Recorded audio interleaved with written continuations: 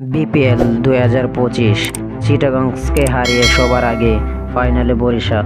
বিপিএলে প্রথম কোয়ালিফায়ার চিটাগং কিংসে ৯ উইকেটে হারিয়ে সবার আগে ফাইনালে উঠল ফরচুন বরিশাল। ১৪৯ রানের জবাবে খেলতে নেমে ১৭/২ ওভার ১ উইকেট হারিয়ে জয়ের লক্ষ্যে পৌঁছে যায় তামিম ইকবালের দল। সোমবার মিরপুর শেরেবাংলা স্টেডিয়ামে টস হেরে ব্যাটিংয়ে নেমে ৫ ওভার ৩ বলে দলীয় ৩৪ রানে ৪ উইকেট হারায় চিটাগং। কাইল ইসমাইল করা ইনিংসের প্রথম বলে ৪ মারার পর দ্বিতীয় বলে বোল্ড হন পাকিস্তানি ব্যাটার কাওয়াস নাফি। তৃতীয় ওভারে গ্রাহাম কার্কেও ফেরান মায়ার্স।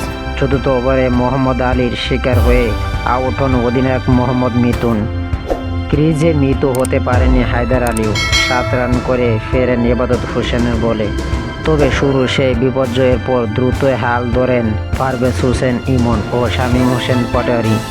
পঞ্চম উইকেটকে ৪৮ রানে ৭৭ রানের জুটি করেন তারা। চতুর্থ ওভারে রিশাদ হোসেনের শিকার হয়ে ইমন ফিরলেন বাঙ্গিসের জুটি। ৩৬ বলে ৩৬ রান করে আউট হয়েছেন ইমন।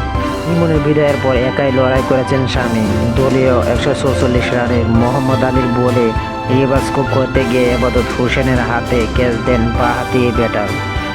প্যাভিলিয়নে ফেরত যাওয়ার আগে ৪ ছক্কা ৯-৪-এ ৪৭ বলে ৭৯ রানের ইনিংস খেলে গেছেন তিনি।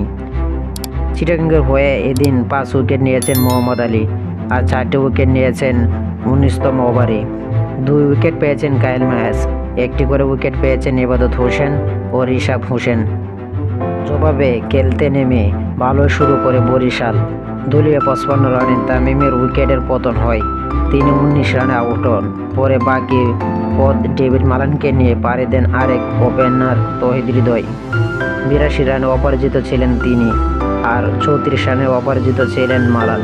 তো এই বরিশালই প্রথমে তারা বিপিএলে ফাইনালে উঠলো। তো টি স্পোর্ট গ্যালারি চ্যানেলটি যারা সাবস্ক্রাইব করেনি, টি স্পোর্ট চ্যানেলটি সাবস্ক্রাইব করে আমার পাশে থাকবেন। সকলকে ধন্যবাদ।